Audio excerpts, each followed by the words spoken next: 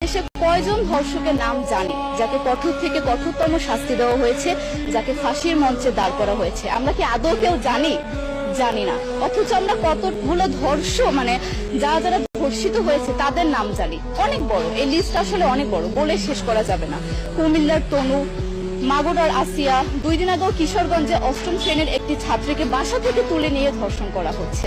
বাবার হাতে মেয়ে ধর্ষিত হচ্ছে, ভাইয়ের হাতে বোন ধর্ষিত হচ্ছে। আমরা আসলে নিরাপত্তা কোথায়? আমার মনে হচ্ছে আমরা যেন আইয়ামে জাহিলিয়া যুগে চলে গিয়েছি।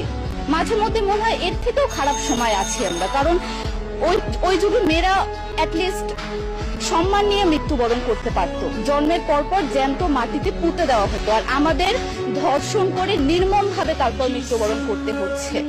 যদি সরকার আমাদের ওই নিরাপত্তা নাই দিতে পারে, তাহলে সরকারের কাছে আমাদের অনুরোধ, আমাদের জ্যান্ত মাটিতে পুঁতে দেখ। আমরা বেঁচে থাকতে চাই না, আমরা সম্মান নিয়ে মৃত্যুবরণ করতে চাই।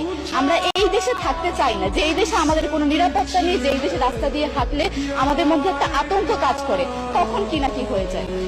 আইন উপদেষ্টা বললেন যে ধর্ষকের নাকি ফাঁসি দেওয়া সম্ভব হবে না, তাহলে নাকি নিরীহ মানুষকেও মাঝে মধ্যে ফাঁসির ব্যবস্থা করা, মিথ্যা মামলায় ফাঁসিয়ে দিয়ে ফাঁসির ব্যবস্থা করা হতে পারে।